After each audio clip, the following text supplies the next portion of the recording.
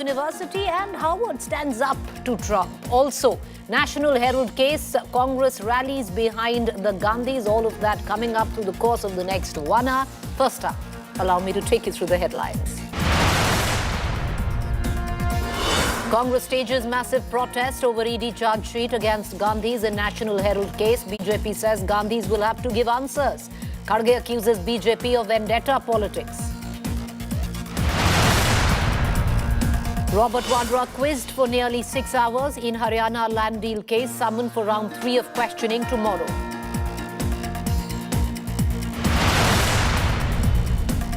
Supreme Court refuses to stay operation of Waqf Act. Posts matter for tomorrow. Supreme Court to give order on whether Waqf properties will be denotified and inclusion of non-Muslims in Waqf board.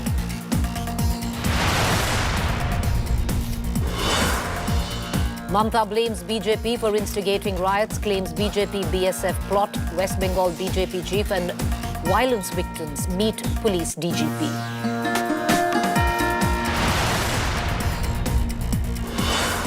Lingayat Vokaliga groups oppose Karnataka caste census. Plan own surveys. Karnataka Congress MLA demands Lingayat minister's resignation over caste survey. EPS denies power sharing in 2026, contradicts ally BJP. EPS says he will lead the state while Prime Minister will lead nationally.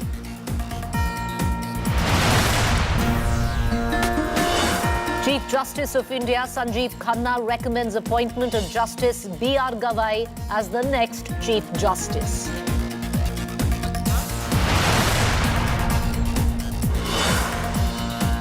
After 2.3 billion federal funding freeze, Trump calls Harvard a joke.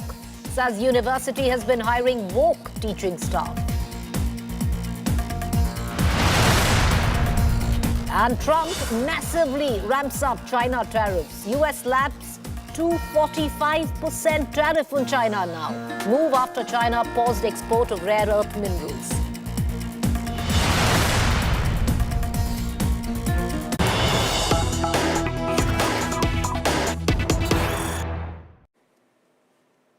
All right, news break right on top. U.S. Vice President and his wife, Usha Vance, J.D. Vance, to visit India. J.D. Vance on India and Italy visit from April 18th to 24th. The Second Lady of the U.S., Usha Vance, to accompany the United States Vice President. The U.S. Vice President will hold meetings with Prime Minister Modi, J.D. Vance and family to visit Delhi, Jaipur and Agra. This, viewers, largely is a personal visit. Let's cut across right now to my colleague Geeta Mohan, our External Affairs Editor, joining us live. Geeta, what largely is now a personal visit? What could be the official takeaway from it? Well, there is a bilateral meeting between Vice President Vance and Prime Minister Narendra Modi. This could encompass all issues that are to do with India-US ties, particularly right now, Preeti, the fact that there's a lot of conversation on regarding tariffs that could come up during talks, but it is not going to be specific to any one issue, given that there are concerned departments that are working on ensuring an early BTA, a bilateral trade agreement between India and the United States of America. Having said that, they are looking at how to take forward the trust initiative between India and the US, and that certainly is going to be part of the conversations and announcements when the two leaders meet. But it certainly is a private visit. Usha Vance and J.D. Vance, along with the 3 kids, are going to be in Delhi, Jaipur, Agra. So a lot of personal visit. Expect a lot of photo opportunities. The kids always go viral. So that certainly is going to happen during the visit in India. But 21st is the day when you'll have some official level talks between the two sides, between Prime Minister Modi and Vice President Vance.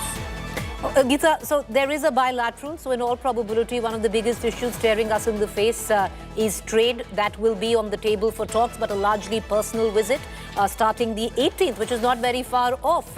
Where does the Vice President and his wife, Usha Vance, and the India Connect there wish to travel? Well, they are going to travel to 3 cities that we know of, Delhi, Jaipur and Agra. She has a massive India Connect, but it's connected to Hyderabad, We do not really know whether if she's going to be in Hyderabad or connect with the family there. Most probably what we're given to understand is that her family members could travel to Delhi to meet with her and the family and the kids. But that's certainly, again, all under wraps for security reasons. We've been asking details of what really happens and how is the trip going to pan out in Jaipur and Agra as well. Again, mostly under wraps for security reasons, but we will have details on logistics so that we can plan coverage accordingly. This is going to be a very important visit for when it comes to the United States of America, one of the highest level visits between India and the US. Mike Waltz was also supposed to be here around the same date, the National Security Advisor of the United States of America, Preeti, but he's cancelled or rescheduling his visit. For now, this certainly remains the highest level visit from the US, and we'll have to wait and see. Even the bilateral between him and Prime Minister Modi is not a structured bilateral. It's just a meeting between the two leaders, given that he's going to be in India, and Prime Minister Modi will be traveling out to Saudi Arabia immediately after. So the window for them to meet is only on the 21st. All right, only the 21st there, where in all probabilities there will be a bilateral where the Prime Minister Narendra Modi would be meeting with the Vice President of the United States of America. Appreciate you joining us, Geeta, on that. We're going to come back to you for more. Let's stick with the news coming in from America. And a massive face-off is building. President Trump versus the Howard University. Well, that battle has only but escalated. President Trump has said Harvard hiring radicals, left, and yes, using the word idiots and bird brains. Moreover, suggesting Harvard should not get federal funds. $2 billion federal grants to Harvard have been frozen. Harvard refuses to bow to Trump diktat. Trump admin wants more say in university affairs, and Harvard has dug in its feet, saying absolutely not. All right, so this... The US president is relentless in his attacks on Harvard University. The latest social media jibe comes in the wake of his threat to strip Harvard of its tax-exempt status on 15th April. Because on Monday, Harvard University rejected what it called unlawful demands to overhaul academic programs or lose federal grants. First, when it comes to Harvard, as I said, the president has been quite clear they must follow federal law. He also wants to see Harvard apologize, and Harvard should apologize for the egregious anti-Semitism that took place on their college campus against Jewish American students. There were professors who said that he had engaged in discriminatory behavior against Jewish students. Of course, you had the former president of the university saying bullying and harassment depends on the context. You also had an encampment on Harvard Yard that we all saw play out before the cameras. The university failed to impose formal discipline on any students for this anti-Semitic conduct violations, including the occupation of a campus building and the disruption of classes with bullhorns. Beginning with Columbia University, the Trump administration has rebuked universities across the country over their handling of the pro-Palestinian student protest movement that roiled campuses last year, following the 2023 Hamas-led attack inside Israel and the subsequent Israeli attacks on Gaza. Students across different campuses protested, especially so in the Harvard University. Donald Trump has called the protests anti-American and anti-Semitic. He accused universities of peddling Marxism and radical left ideology. Through his presidential campaign and after assuming office, he promised to end federal grants and contracts to universities that do not agree to his administration's demands. Columbia, a private school in New York City, agreed to negotiations over demands to tighten its protest rules after the Trump administration said it had terminated mainly medical and scientific grants worth $400 million. But Harvard University did not buckle down. In an ex-post on Monday, Harvard University stated the university will not surrender its independence or relinquish its constitutional rights. White House had said that the policy changes were designed to combat anti-Semitism on the campus.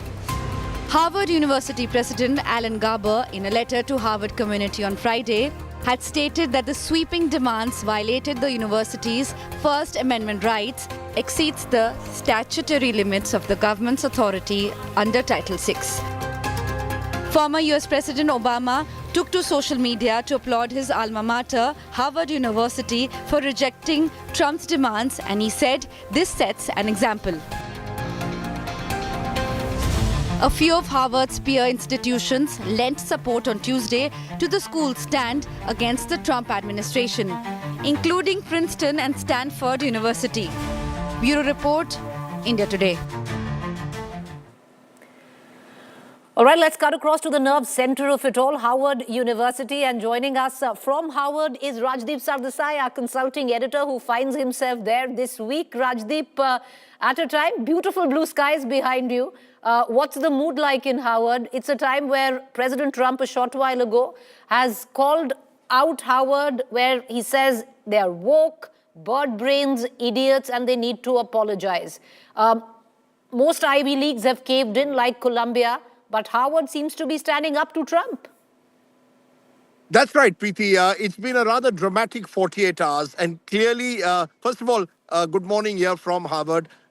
It's been a rather dramatic 48 hours that the same Harvard University, which just a few days ago appeared also willing to negotiate with the Trump administration, is now holding very firm. The letter which its President Alan Garber sent to the Trump administration made it clear that they would not tolerate any interference in academic freedom. Remember, this is a university with an endowment of as much as $50 billion.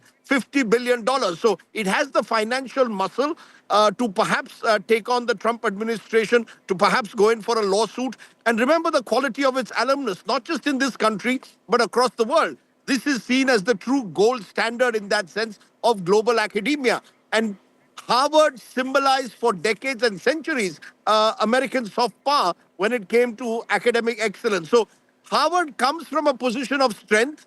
The President of the United States has today reiterated that Harvard would lose its tax exemption status, but there are others, certainly in the university, who I've spoken to, who believe that they are on legally strong grounds, that the President cannot withdraw the tax exemption. That can only be done through an inquiry which is independent of what the President does. So Harvard, in a sense, comes to this battle now with a sense of muscle that perhaps other universities don't have. What is interesting is when I speak to many of the academics here, they believe that now that Harvard has chosen to take on the bully, as they call President Trump, other universities may also be encouraged to join hands with Harvard. That hasn't fully happened yet, but we are hearing murmurs from Princeton, Stanford, other universities who are also now not willing to allow the administration of Donald Trump to enter campuses. And this is going to therefore be a classic face-off, because Trump isn't backing down either. Trump, from the very beginning, Preeti, even during his campaign, said he was going to take on what he describes as elite woke institutions and get them to fall in line. So this is the classic battle of Trump 2.0, a populist right-wing administration taking on what the Trump administration believes is the heart of left-wing, liberal, old elite America. And it's fascinating to be here. I am not here technically to report this story. I'm here for a symposium on South Asian media. But just to be here and speak to academics is very energizing, because unlike in India, the academic freedom that is guaranteed under the First Amendment gives a certain confidence to universities like Harvard that they can take on the political establishment. But, you know, Rajdeep, you say, and you're correct, that Harvard has this massive financial muscle in terms of endowments, but Harvard is also known for scholarships, international students. All of that will take a huge hit if Harvard continues to dig in its heels. Well, we will have to wait and see how Harvard deals with any kind of financial strain that it suffers. Remember, the tax exemption comes to just over $2.8 billion. That's a fraction of the endowments that Harvard has. I don't see Harvard pulling back at this moment when it comes to scholarships, when it comes to fellowships. Look, there is concern on the campus. There is concern and fear that if you speak out against the administration, could a student lose his or her visa? Those are legitimate concerns that are there on the ground. But I think in terms of Harvard wanting to retain its preeminent status, amidst global academia and global universities, I think Harvard has realized that if it can now look President Trump in the eye and win this battle, it'll only raise the stature of the university further. Just a few weeks ago, when the president had accused Harvard of breeding anti-Semitism, of allowing the pro-Palestinian protests to take place, it appeared, as I said at the outset, that Harvard was willing to negotiate. They didn't want to get into a confrontation with the administration. The president, Alan Garber, is a academic of economics and medicine, seemed to be relatively low profile, hardly the revolutionary type. A previous president, remember his predecessor, had to resign because of her views on certain contentious issues. So Harvard appeared to be wanting to play it safe, but something has changed. And I think what has changed is a lot of the alumni, both within the United States and outside, want Harvard to take on the Trump administration, because they believe that if Harvard was to cave in, then it would be impossible for any other university in America to resist political interference in campuses. So I think Harvard is gearing up for a battle, and every indication is they've already got a legal team in place, which, if necessary, will take the Trump administration to court on this issue. But, Rajdeep, what's the sense? Because, you're there, you're delivering a guest lecture, you're speaking to the faculty, you're speaking to the students there. Many would, I would reckon with at least what we're reading up here, many felt this was a long time coming. And you're right, in the offset, it did look that Harvard was looking to compromise. And they were not the only one, because you look at Columbia practically bent over backwards, did exactly what, the administration wanted. Is there hope that other Ivy Leagues will now come in? Look, every Ivy League has distinctive problems. Columbia, yes, you're right, was the first to negotiate. They were under great strain, particularly for some of their research projects. But earlier I was also at Brown University speaking to academics there, and they too seem to be now enthused by what Harvard has done. Clearly, they want to build a coalition, if possible, of the Ivy Leagues. Whether that will happen in the end, we don't know. As of now, clearly Harvard has taken a leadership position. Look, this is America. And in America, the First Amendment does offer you considerable protection when it comes to free speech. This is America where, as I said, you've got universities with $53 billion endowments like Harvard, which generate on its own over $2 billion in interest that Harvard can earn from that. And that gives that financial muscle, plus the fact that this is a university that has produced presidents, leaders across the globe, including many people who've been closely connected with Mr. Trump at the past. You were mentioning J.D. Vance coming to India. One of the interesting aspects is J.D. Vance himself is a product of an Ivy League. He is a Yale graduate in law. Now, how many of his peers and contemporaries will agree with J.D. Vance on the issue? There is a battle in America for the soul of America. There are those outside the Ivy League who believe that the Ivy League are far too privileged, far too elitist, and maybe they will side with Donald Trump. That's the battle that Donald Trump wants to wage. It's part of his campaign during the presidential elections as well. But I think Harvard, in a sense, because of its global stature, is in a position to take on Donald Trump like few other institutions can at the moment. Well, you're right there, and that's a battle that's not just playing out where the universities and Ivy Leagues are concerned. It's playing out on the streets of the United States of America as well, where there's a clear split in the difference of opinion and the protests that we see. Appreciate you joining us, Rajdeep. Have a wonderful trip. Blue skies behind you. Enjoy yourself, and we'll see you back in the studio next week. Thank you. All right. Let me cut across right now to Andrew Manuel Crespo, Morris Wasserstein Public Interest Professor of Law. He joins us. He is a professor at the Harvard Law School. Appreciate you taking the time off and joining us, Professor, especially at this time. First up, your comments on the current conflict between President Trump and your university, where President Trump has practically called out Harvard for being woke, bird brains, or even using the word like idiot. This is a dire moment, not just for my university, but for higher education all across our country, and really for our country itself.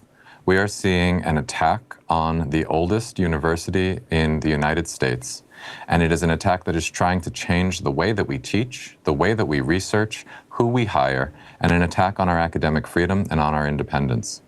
This is an attack on one of the central institutions of a constitutional democracy. Our president has been attacking our press, our courts, our legal profession, and now our universities. And I think it's very critical that these institutions stand up for each other, stand up for themselves, and insist on protecting their constitutional rights, including their freedom of speech and their right to teach. But Professor, well, many would see it as a brave move, but how are you going to deal with the cuts in federal grants, in tax? Where is the money coming from? Understandably, yes, Harvard has this huge endowment. Even then, how are you going to deal with the cuts? I am proud to see our faculty and our administration standing up. It is a scary time. There is no institution in the world that can just blink at losing $9 billion, which is what the Trump administration has threatened. At the same time, there is no university in the world that is more well-known and that is wealthier than Harvard. So I think it was incumbent on us to take this stand. I think we had a moral obligation to do it, but we can't do this by ourselves. We're going to need support from every other university in the country. We're going to need support from people who understand that this is a threat to democracy around the world. This is a critical moment and a critical test for institutions that are part of the lifeblood of democracy in countries that hold themselves out as democratically governed. Professor, you say, you will need support, but if you continue to remain isolated, standing up against the administration, then I would reckon Harvard will go into self-preservation mode. How much will it then impact foreign students, scholarship, all that, Harvard is known for? The attack on our foreign students is one of the most devastating aspects of the way the Trump administration is trying to bend Harvard and other universities to its will. We have seen our foreign students arrested and taken into federal detention centers without any criminal charges. Some of these students have been held there for weeks. We saw that at Columbia. We've seen it at other universities across the country. We have seen hundreds of students have their visas revoked for things like writing an op-ed in their college newspaper. This is an all-out authoritarian tactic. When you grab people off the street because they wrote something in a newspaper that you didn't like and you put them in a detention center for weeks without criminal charges, that is as authoritarian of a move as you can see. It is dangerous, and it is really, really important that we fight back against that with everything that we have. That is one of the threats facing Harvard, and you're right, these are scary times.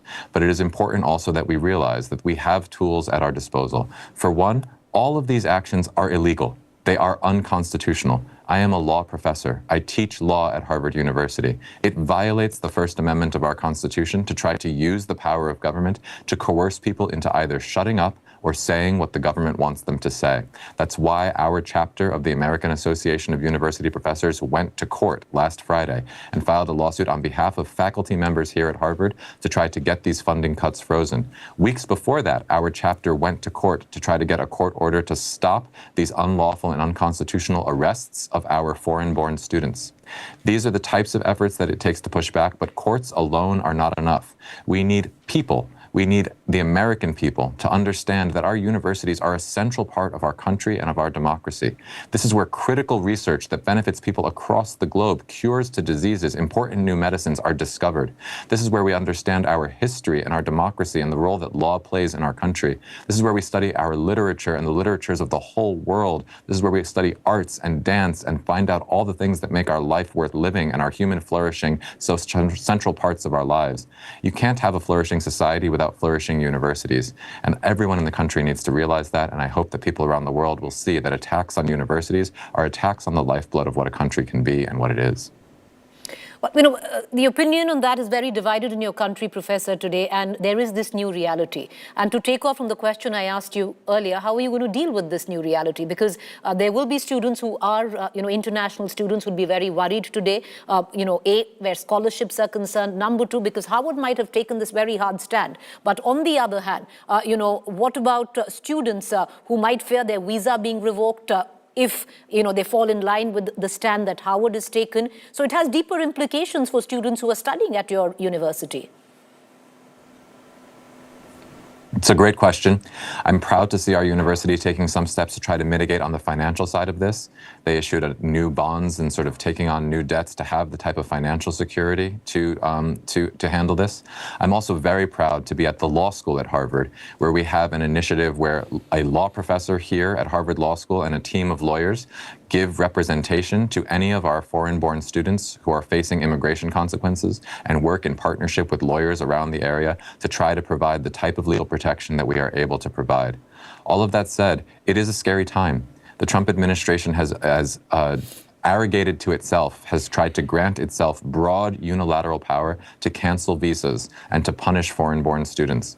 And I understand and realize how much our foreign-born students here are the most at threat right now and are very scared. I have conversations with students in my office all the time about the fears they have about whether something, a protest that they went to is going to cause them to face these consequences. And I think it's essential in these moments for all of us here to realize we need to take care of the members of our community who are facing these threats.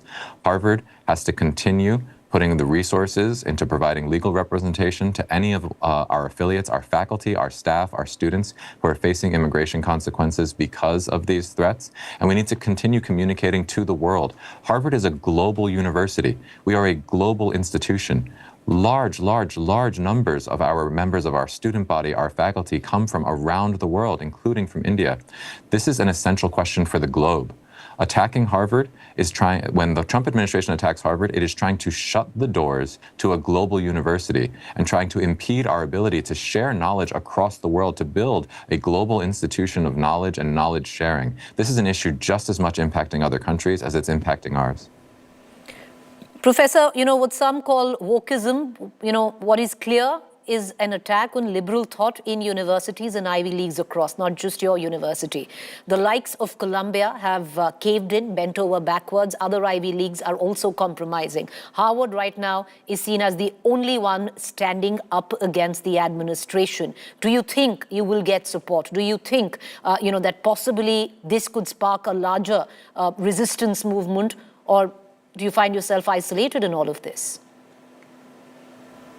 I certainly hope we'll see support. That's why our chapter took the initiative and took the lead and filed this first lawsuit, moving even faster than the leadership of our university to try to make clear we are not going to back down. We are not going to sit down. We're going to stand up for our constitutional rights. We're going to stand up for the core mission of higher education in the United States. And we hope and are already seeing that others will be joining us. Look, the lesson from Columbia is critical to learn. Columbia was the first to face this onslaught, and I feel for my colleagues at that school. It is terrifying to have the federal government come down and try and destroy your institution. Columbia acceded to the demands that the Trump administration made of them. It did not get its money back. Instead, the Trump administration came back and froze even more money. This is the critical lesson to learn when you are being attacked by a bully. If you do what the bully wants, he's just going to keep punching you in the face. You need to stand up, and you need to stand up together. That's why I'm already encouraged to see leaders of other universities. I was encouraged to see the leadership of our university, days after we filed our lawsuit, say that they were going to stand up and not cave to these demands. And in the aftermath of that, you have seen statements coming out from other university leaders, presidents of other universities, saying that they appreciate what Harvard's doing and that they too are going to defend their academic freedom, defend their missions. We're seeing our former president, Barack Obama, standing up and saying how critical to the whole country higher education is and how we cannot let these attacks stand. I am hopeful we are seeing a turning point from fear to moral courage, from isolation to solidarity, and from all of us trying to realize this is the moment where we need to stand up. This is the moment we need to stand together. Professor, let me put it this way. For a lot of, or let me put it this way. Who you called a bully right now is also the popularly elected president of your country. And I'm quoting what he says. He doesn't just want you to apologize, he wants accountability for the money that the federal government has been giving you. Look, if the president actually thought that there were legitimate legal grounds to take this money away from Harvard, he would invoke the statutes that govern the process by which these funds could be rescinded. We have a statute passed by our Congress. It's called the Civil Rights Act of 1964. Title VI of that statute spells out all of the processes and procedures that are available to the president if he wants to try to remove funding from an institution like Harvard. To do that, he has to actually make an allegation about what we have done wrong. And then he needs to have a hearing and demonstrate it. He needs to put forward evidence. He has done none of that. The reason he has done none of that is because he does not have grounds to do it. That's why we've gone to court and insisted that this is not power that the president has. Our Congress, under our Constitution, has the power to appropriate funds and to put money where it wants that money put.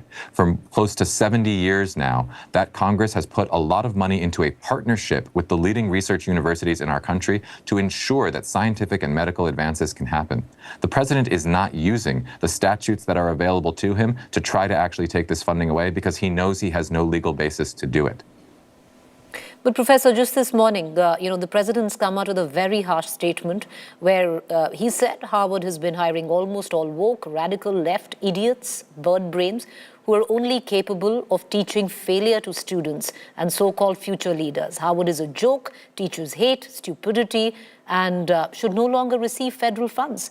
Now, do you also see what is happening, in a division in your society? Because at one end, a lot of protests are taking place, not just in universities, but across your country. But on the other, there are a lot who believe that, institutions like Harvard are elitist and only inspire wokeism.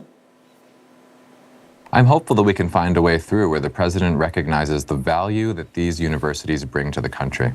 Look, I think for all of the things that we disagree on, I think that President Trump wants to see America succeed in the world. You cannot succeed in the world if you try to destroy your leading universities. Harvard and the other universities that have been targeted by the administration have been critical to America's success over the past century and more. This is a university that has been here since before the founding of this country. We have contributed to our scientific advances. We've contributed to our medical advances. We've contributed to our learning. We've contributed to our governance. We've contributed to the arts. You cannot have a flourishing society if you try and eradicate all of its institutions of higher learning. Is there a divide? Yes, absolutely. There's a deep divide in our country. Do our universities need to do better about trying to reach across that divide? Yes, absolutely. Do we need to make our universities more accessible to people across the country? Yes, absolutely. There is no perfect institution, but you don't improve these institutions by destroying them, and that is what the president is trying to do. Professor Crespo, appreciate you taking the time off and joining us this evening. Thank you for that and good luck. We in India would be keenly watching what really goes on. Good luck once again. Thank you for taking the time. All right, viewers, let's quickly move on to the big developing story back home. The Enforcement Directorate's charge sheet against Sonia Gandhi and Rahul Gandhi in the National Herald case, their first charge sheet, has snowballed into a major controversy, with Congress calling it an example of vendetta politics and BJP terming Sonia and Rahul biggest looters. Here's more.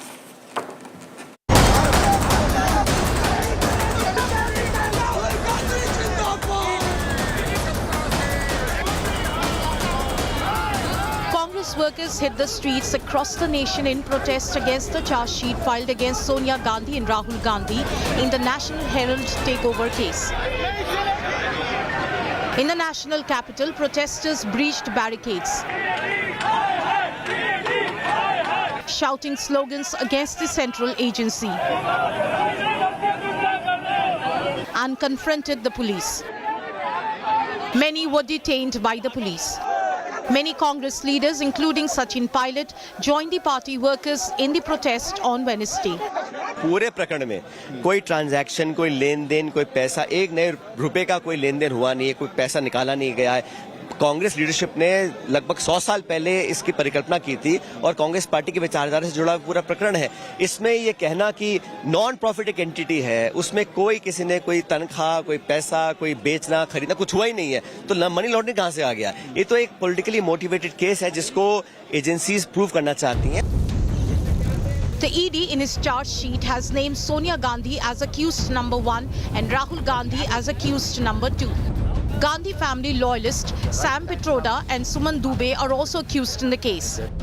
The ED has accused the Gandhis of money laundering, tax evasion and financial irregularities in the takeover of Associated Journals Limited by the Young Indian, the private firm controlled by Sonia Gandhi and Rahul Gandhi. This is actually a case which is nothing but vendetta in legal disguise.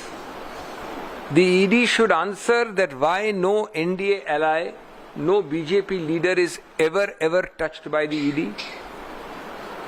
Selective justice is actually nothing but political thuggery. Shrimati Sonia Gandhi ji and Rahul Gandhi ji kindly reply, should the law be allowed to take its own course or not? तो फिर ये धरना, vendetta, Narendra Modi ji की सरकार है, कानून को अपना काम करने देगी और कानून काम करेगा. BJP supporters put up posters in Mumbai demanding bulldozer action against properties linked to the National Herald case. With Shivani Sharma, Anmol Bali, Rahul Gautam, Bureau Report, India Today. All right, so the big questions that we asked this evening before we cut across to our political panel. An open war clearly brewing between the government and the Gandhis because on the sidelines of it all, there is also the questioning of Robert Vadra in an entirely different case by the Enforcement Directorate. Round 2 today, round 3 is tomorrow. The other question we asked, political vendetta against the Gandhis. This is what the Congress is claiming. Is this law taking its own course? What the BJP says. Let's cut across to our guests. Bhavya Narasimha Murthy, spokesperson Congress, Pradeep Bhandari, national spokesperson Bharatiya Janata Party, in the studio with me. Bhavya, you know what's really interesting also is today that we saw the top leadership of the Congress, the biggest faces come out, take to the streets, rubbing shoulder to shoulder with the Congress cadre. It's a rare sight because it usually only takes an attack on the Gandhis to see the show of strength that, comes out on the streets hard against the government. Doesn't quite happen mostly even on other emotive issues. Every time Narendra Modi is rattled, the first arrow in his quiver is to vilify his opponents. We have elections in future. Bihar, Assam, some of the most important states. One thing. Recently in Ahmedabad, we showed our strength by holding our Congress convention, where Rahul Gandhi made a very powerful speech exposing every failure of Modi government. This is the reason that this National Herald case has come up again. But this is completely baseless because this is a PMLA act. But there is no money laundering or any transfer of money or property that has happened at all. Every time you see in 2015, 2018, 2023, every time he needs a distraction, he brings up National Herald case just to torture the Congress leaders. Coming to the details of this Young India is a non-profit registered under Section 25 of the Companies Act, where it cannot distribute profit, assets, or dividends to its shareholder. And none of the transactions have been recorded at all. I don't know why they keep bringing this up again and again. One second, let me. It's a sign of Modi being rattled. Okay, Bhavya, let me come up with the counter, and I'm going to bring in, the BJP spokesperson in this. Now, how does Congress justify the transaction which the ED in its charge sheet has mentioned, alleging that Sonia Gandhi, Rahul Gandhi, through Young India, acquired Associated Journals Limited (AGL) here for 2,000 crore assets for just 50 lakhs? Point, right?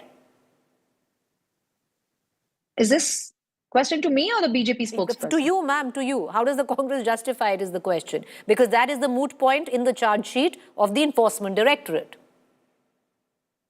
First of all, like I said, there cannot be any transaction. Once this goes to the court, they will definitely be proved innocent. First thing. And about AJL. They keep spreading these lies about AJL that Young India has completely acquired it. It is just a shareholder in the AJL, and it was mostly because to convert the debt into the shares to make sure that National Herald is a heritage. It was used during the freedom struggle against the British back then. And it is our duty. One, as a government, it was their duty as well.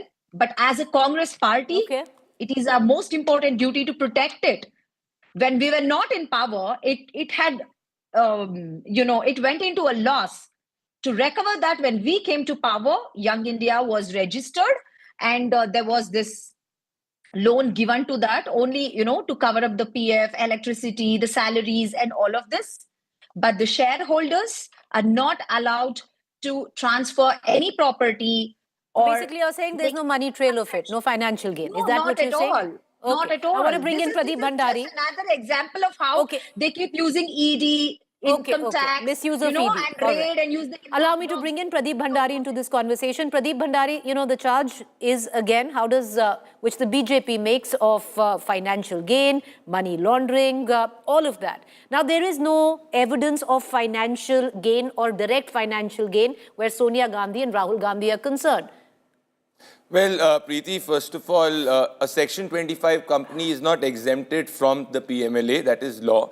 Now, the larger charge of the Congress party, this is vendetta. And let me just quote certain straight facts. I'll come to the politics of it later. On February 12, 2016, the Congress party went to the Supreme Court with a plea that entire case is vendetta and should be quashed. The Supreme Court rejected it. In 2018, the Supreme Court gave the permission to the Income Tax Department to reassess the tax filing of Sonia Gandhi and Rahul Gandhi in 2011-12, which is exactly a year after Young India. In June 2018, the Rahul Gandhi's counsel went to the court alleging that the entire media reportage of this case should be stopped. The Delhi High Court quashed it. On 8th August 2018, the counsel of Rahul Gandhi appeared and said that the entire proceeding should be stayed. The court said no. In February 2024, Congress party's counsel went to the Delhi High Court saying that the ED's attachment of the properties is illegal. The Delhi High Court rejected it. Further, in 2014, the Delhi High Court upheld the summons given by the trial court to Sonia Gandhi and Rahul Gandhi. In 2015, the Congress party challenged the Delhi High Court order in Supreme Court. The Supreme Court also upheld the summons given to Rahul Gandhi and Sonia Gandhi. So if you see the trail of this case, which was initially filed, the genesis of it is from a primary complaint, a private complaint in 2014. The law has taken its own course and everything is happening as per the court's orders. That is one number one. Okay, allow me a rebuttal, Pradeep. The fact is, you do understand why, that entire chronology that you just read out, why it happened, because this is a PMLA case. You understand under PMLA, which has very, very stringent attributes to it, the entire law is contentious. So the courts, with what they did, they had to do because it's a stringent PMLA case. Well, I can name 5 other cases which have gone the same way. Fine, Preeti, but the courts have not said that PMLA is unconstitutional. The courts have... There's a case going on right now. Which is fine. So the law says that if there is a case going on, the previous verdict of the Supreme Court stays. So as of right now, PMLA is constitutional. So whatever the investigative agencies are acting as per the Constitution and rule book. Now my following charge is the first. Number one, a Congress party is a political party. How can a political party give a loan of 90 crores to a private company, which is AJL? Point number one. Point number two, AJL had properties worth 2,000 crore. How could a company which got a loan of 50 lakh, which was Young India, which was nothing but Sonia Gandhi, Rahul Gandhi Private Limited, how could it get the entire shares transferred of a company whose properties were worth 2,000 crore? This is unheard of. That is point number two. She was talking about the history of AJL. Allow me to quote the Congress Chief Minister Chandrabhanu Gupta, and this is at the time of National Herald, and I quote, "I am surprised that National Herald is now considered as a private property of the Nehru family.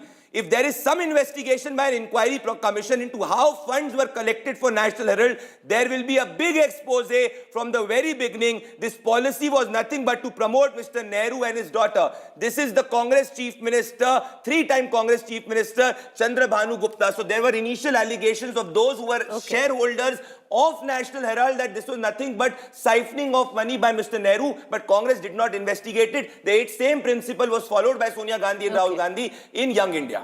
All right, I want to bring in Bhavya Narasimhamurthy. Bhavya, the main premise of the Congress is that there is no financial gain, there is no money trail. But having said that, this is an ongoing case, Bhavya, where constantly both Rahul Gandhi and Sonia Gandhi have appeared before the ED. Rahul Gandhi multiple times has stated, let the ED come for us, we are open.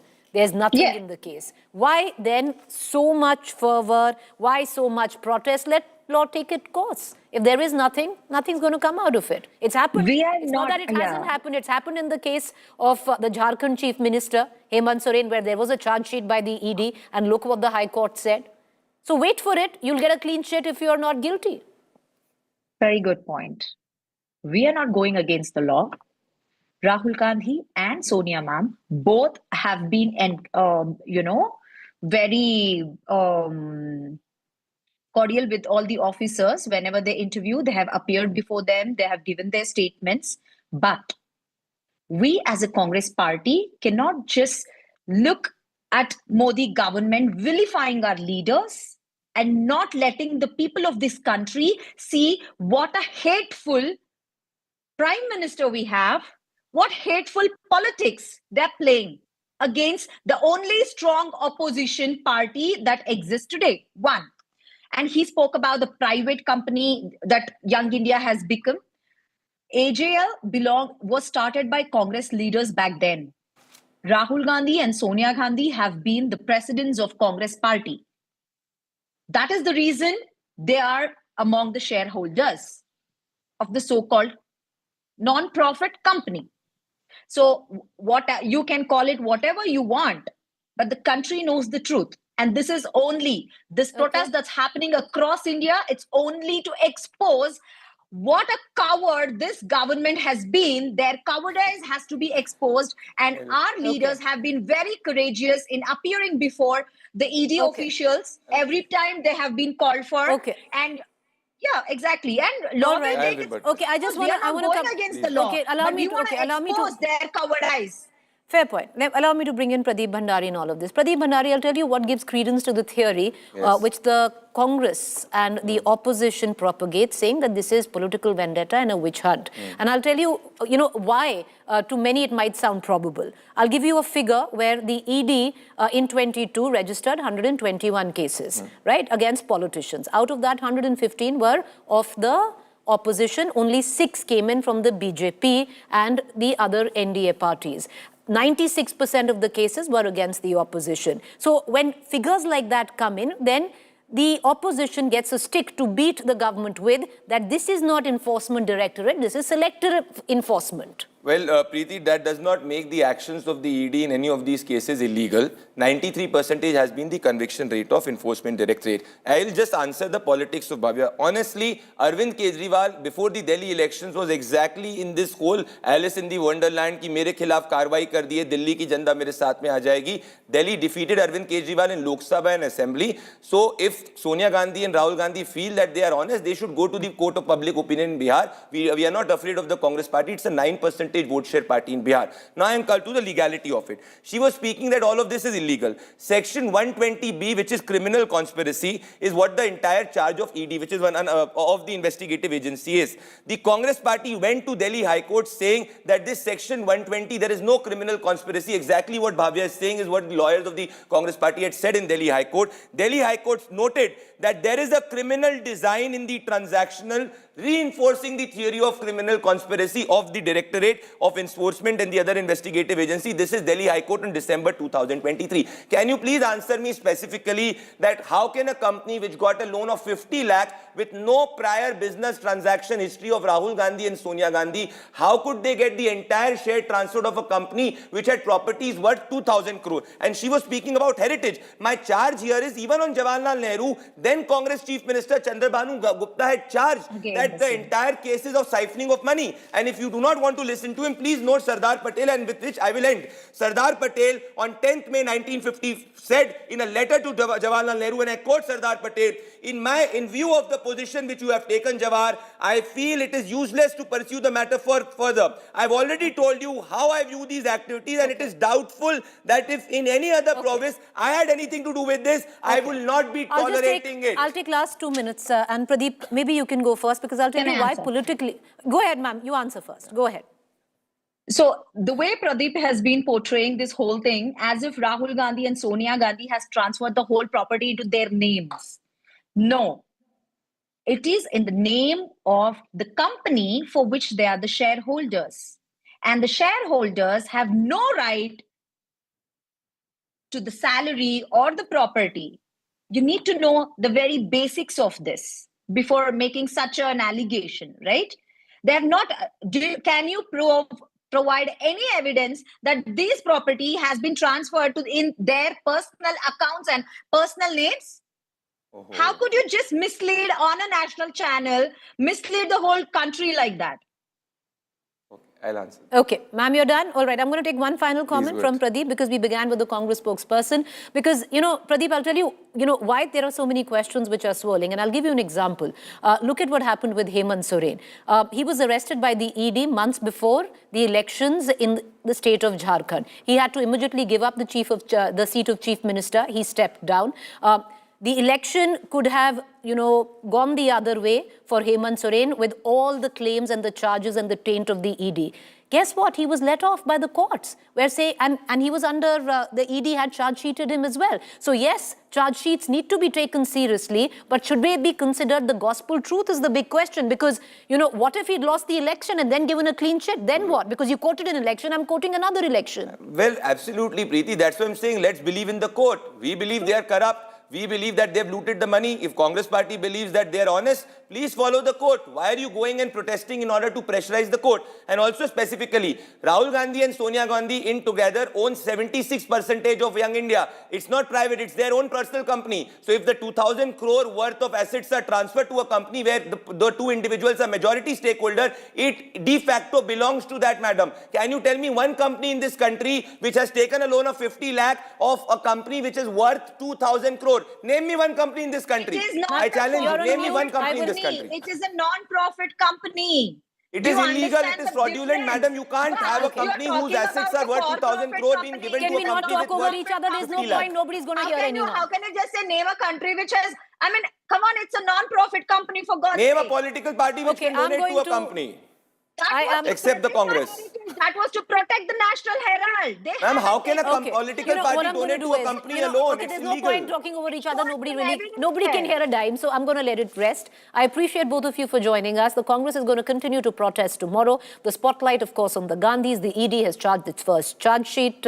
Once again, like I said, charge sheets need to be taken very seriously. And yes, let the courts decide. But gospel truth, no. No. With that, let's quickly move on to our next big story that's coming in from the state of Karnataka. The Karnataka caste survey that estimates a 38% increase in the population of OBCs and recommends increasing OBC quota has turned the state's politics completely on its head. There is widespread discontent brewing amongst the dominant Lingayat and Vocaliga communities. The survey has also split the Congress in the middle, with many ministers opposing the findings. The socio-economic study was conducted 10 years ago. The question is, why has Siddaramaiah decided to put out the caste survey now? Hours before the Karnataka caste survey report is placed before the state cabinet, a big political storm is brewing in the state. The survey that recommends increasing the OBC quota in the state from the existing 32% to 51% has sparked massive churn within the Congress and the dominant communities. On Tuesday night, Deputy Chief Minister D.K. Shivakumar, a Vocaliga leader himself, met community leaders.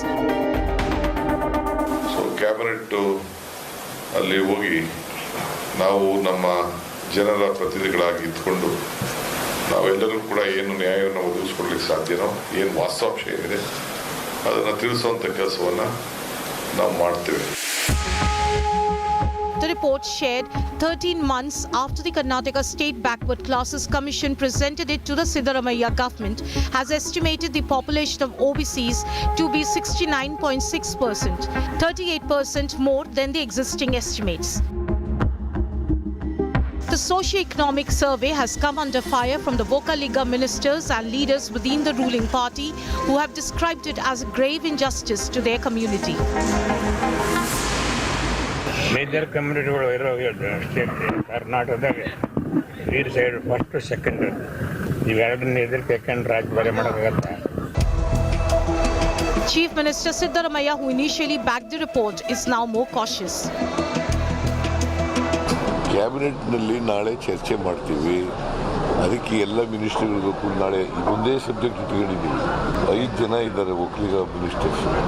ಅವ್ರು ಬಂದು ಅಭಿಪ್ರಾಯಗಳು ಹೇಳಬೇಕಲ್ಲ. ನೋಡಪ್ಪ, ಇದು socio economic survey, ಯಾರಿಗೂ ಅನ್ಯಾಯ ಆಗಲ್ಲ, ಅನ್ಯಾಯ ಆಗಲಿಕ್ಕೆ ನಾವು ಬಿಡಲ್ಲ. BJP is questioning the legality of the caste survey and accusing the Congress of playing caste politics. तो ये जो सेंसस हुआ है पूरा गलत है। ये लोगों के बीच में दरार करने के लिए कोशिश कर रहे हैं, क्योंकि ये कांग्रेस पार्टी जब आते है तोड़ने का काम अगर देश में कोई कर रहा है वो कांग्रेस पार्टी कर रहे हैं। With concerns raised within the Congress and outside, the question is, why has Karnataka Chief Minister suddenly decided to go public with a caste survey a decade after it was conducted? With Nagarjun Dwarkanath and Sagai Raj in Bengaluru, Bureau Report, India Today. All right, joining me right now is Mr. Chandan Gowda Ramakrishna Hegde, Chair Professor at the ICISEC Bengaluru. Appreciate you joining us, sir. Mr. Gowda, what do you make of the social and the political fallout of this survey? Because the Lingayats, the Vokaligas are saying this is unscientific. How do you see it pan out? Oh, Preeti, can you hear me? Yeah, I can hear you, sir, very well. Go ahead. So, Preeti, I think this reaction was only to be expected because the entire discussion right now is happening on the basis of a leaked report, not the complete report, which runs into many volumes. And there was always suspicion that the methods followed weren't correct, or there was a deliberate intent at scaling down the numbers of these communities, etc., even before the leaked report, actually. So I really wish the whole thing had been made public at one go and allowed everyone to examine the report for what it was and then taken it from there. But like you've seen, that hasn't how it's panned out. But tomorrow there'll be a cabinet meeting and I think it'll be made public and we'll have to see what happens. But why, just one final question, sir, before I let you go. Why do you think it's happening right now? Because clearly, all of Congress is not in on this. There is a split within the Congress as well. It's not that the caste survey wasn't with the Karnataka government for a while. Why now? The big thing is, the subcastes, which were presumed to be part of the Lingayats, which were presumed to be part of the Vokaligas, has been set apart from them in the way their numbers have been counted. That's brought down the numbers significantly. So this is causing some concern about why this was done, because routinely when berths are allocated or tickets are given by parties, people from these subcastes are considered either Vokaligas or Lingayats. So that's why there is confusion. But I don't think this confusion is going to be of a permanent kind. It can be set right. Already the Lingayats have constituted a committee to study the report. The Vokaligas will do the same. And I suppose all other castes will also look at the report carefully to see how they have been represented, if there's a need for regrouping of subcastes, and if that will be okay with those subcastes, etc. It's a democratic process, but I only wish it had happened after the report had been made public. But as you see, the sequence has been, all right. Different. Mr. Gowda, I wish we had more time to chat. That's all the time that I have for on this show, and that's the sad part about live news. I appreciate you joining us. Thank you there. A quick break. Stay with us. On the other side is my colleague Gaurav. Have a good night.